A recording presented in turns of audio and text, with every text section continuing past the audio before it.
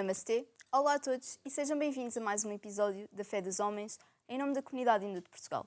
O meu nome é Ainhoa Deepak e hoje vamos falar de um encontro que, à primeira vista, pode parecer improvável, ou seja, ciência e espiritualidade.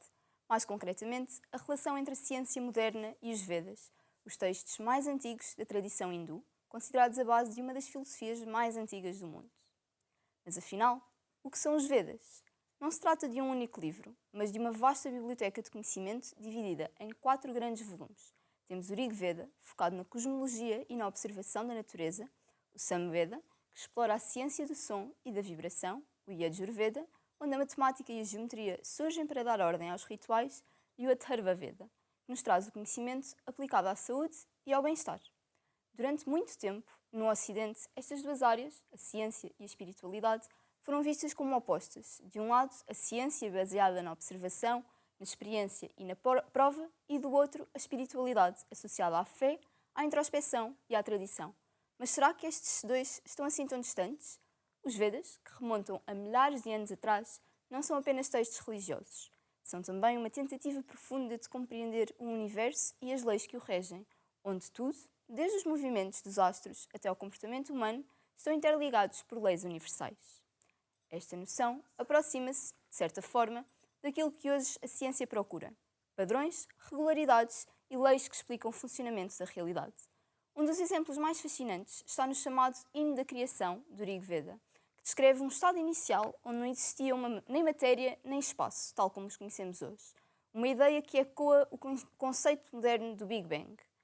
Mas a precisão védica vai mais longe. Na astronomia, estes textos já referiam a natureza heliocêntrica do nosso sistema e descreviam a distância entre o Sol e a Terra com uma exatidão surpreendente, inclusive descrições detalhadas de fenómenos como os eclipses e os movimentos celestes, revelando uma observação sistemática do céu.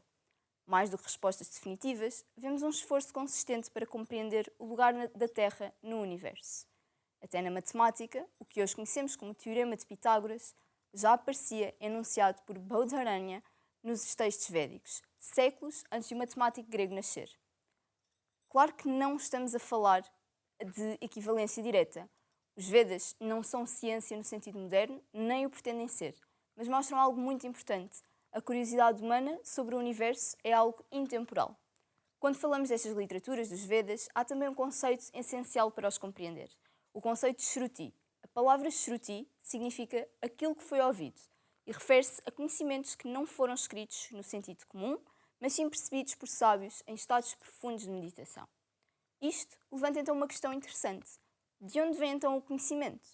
Na ciência, procuramos respostas através da observação externa, mas já na tradição védica, procuramos o conhecimento, ou seja, dizemos que o conhecimento pode surgir da consciência, de um estado de atenção profunda.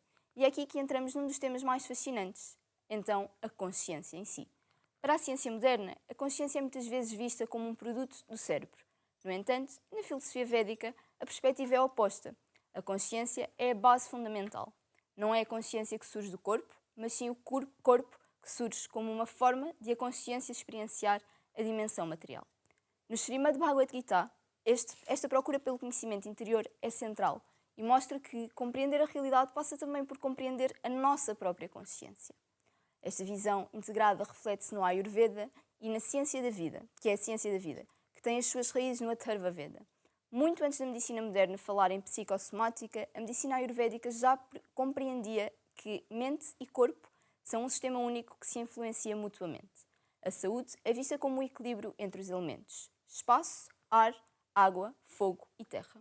É uma medicina de prevenção que nos ensina que o nosso estilo de vida, as nossas emoções e a nossa ligação com os ciclos da natureza são as ferramentas de cura mais poderosas que possuímos.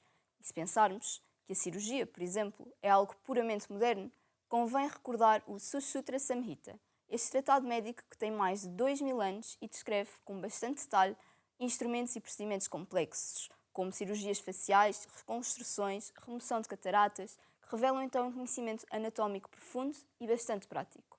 É neste contexto, então, que surgem práticas que não procuram apenas explicar o mundo, mas experienciá-lo diretamente, ou seja, práticas como a meditação, que foram desenvolvidas há milhares de anos e têm como objetivo permitir o acesso a estes níveis mais profundos.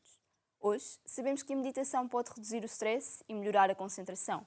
Mas na tradição hindu, o seu propósito vai mais além, vai até ao autoconhecimento. É através do silêncio que começamos a perceber a diferença entre o corpo, a mente e aquilo que observamos, a consciência em si. Curiosamente, esta sabedoria antiga está a tornar-se numa bússola para o futuro. Como referiu recentemente o presidente da Agência Espacial Indiana, Sridhara Somnath, a estrutura do sânscrito, a língua dos Vedas, é tão lógica e tão precisa que os cientistas de todo o mundo a estudam hoje em dia para desenvolver então a famosa inteligência artificial. A ciência ajuda-nos a perceber como o mundo funciona. Os Vedas ajudam a refletir-nos sobre o significado do mundo e sobre o nosso lugar nele. Uma baseia-se na prova e a outra na experiência, mas ambas partem da mesma pergunta: compreender a realidade. E talvez seja nesse equilíbrio que consigamos não só saber mais, mas compreender melhor. Espero que com isto tenham ficado a perceber um bocadinho mais sobre esta relação entre uma das mais antigas literaturas sagradas, no caso do hinduísmo e dos Vedas, e a ciência de ontem, de hoje e de amanhã. Vemo-nos então no próximo episódio da Fé dos Homens. O meu nome é Ainhoa Deepak e obrigada por estarem desse lado. Namastê.